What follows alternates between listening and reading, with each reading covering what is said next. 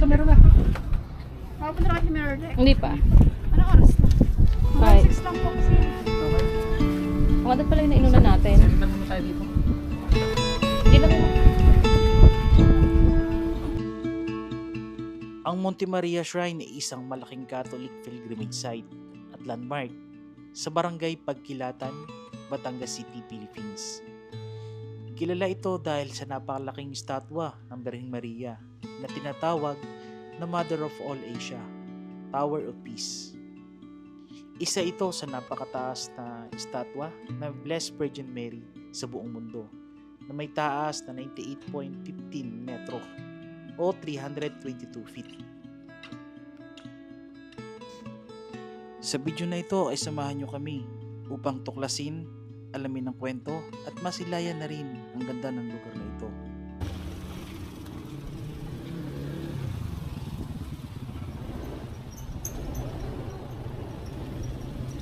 Mula dito sa Los Baños, Laguna ay magmumotor tayo papunta dito sa Monte Maria Pilgrimage Site dito sa Batangas City. Base nga dito sa Google Map ay almost 2.5 hours ang ating magiging biyahe bago nating marating ang lugar na ito.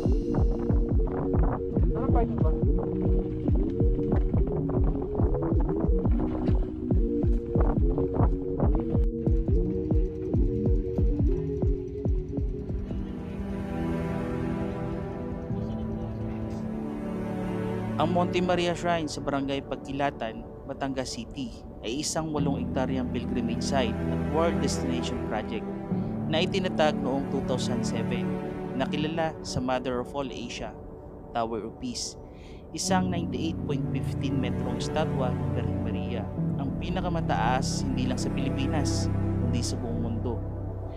Ito ay orihinal na proyekto ni Father Fernando Suarez at Gobernador Dodo Mandanas.